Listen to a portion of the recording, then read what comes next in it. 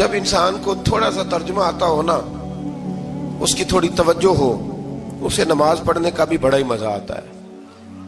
नबी करीम अलैहिस्सलाम फरमाते हैं, रब फरमाते हैं, ये सूरह फातिहा मेरे और मेरे बंदे के दरमियान आधी आधी है, आधी मेरी है आधी मेरे बंदे की है।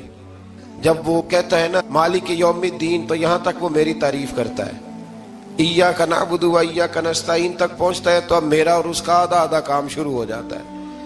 फिर आगे मेरा बंदा जब मुझसे दुआ मांगता है तो ये उसके अल्फाज हैं जो मैं अपने फजल से कबूल फरमाया करता हूं। तो इरशाद फरमाया, तमाम तारीफें अल्लाह के लिए जो तमाम जहानों का पालने वाला है। अर्रहमानिर रहीम, बड़ा ही मेहरबान है निहायत।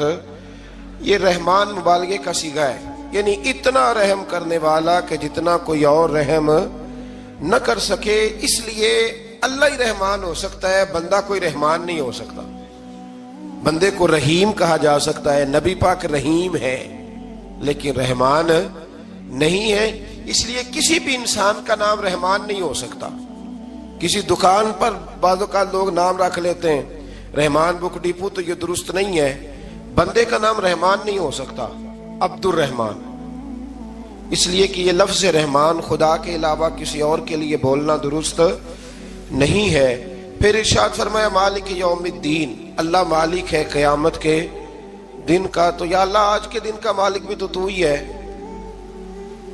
आज जो यकम रमजान मुबारक है तो इस दिन का मालिक भी अल्लाह ही है। तो ये जो खास कर कहा मालिक यौमिद्दीन, इसका माना यह है कि यहाँ कुछ लोग आर्जी तौर भी तो बार चीजों के मालिक है ना, ये जमीन मेरी है, ये घड़ी मेरी है, ये घर मेरा है, ये बच्चे मेरे हैं, आर्जी तौर पर भी तो लोग मालिक हैं।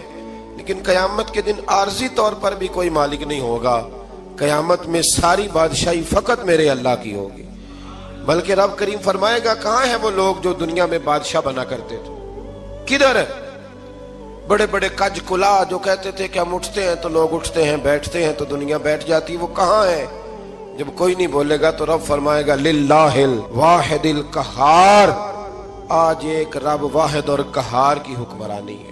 फिर इरशाद फरमाया इय्याका नअबुदु व इय्याका नस्तईन, बेशक हम तेरी ही इबादत करते हैं और तुझी से मदद चाहते हैं। इबादत भी अल्लाह की है और मदद भी, ये जो बंदों के जरिए बाज़-औक़ात मदद होती है तो ये मदद भी अल्लाह की है, ये मदद भी अल्लाह की है। ये किसी बंदे ने माइक बनाया है जिसकी मदद से आप तक आवाज जा रही है, तो उसको अकल किसने दी थी बनाने की? तो फिर मदद किसकी हुई? अल्लाह की। तो दुनिया में कोई भी जो मदद करता है वो अल्लाह के वली करे, नबी करे, पैगंबर करे, तो वो मदद किसकी है?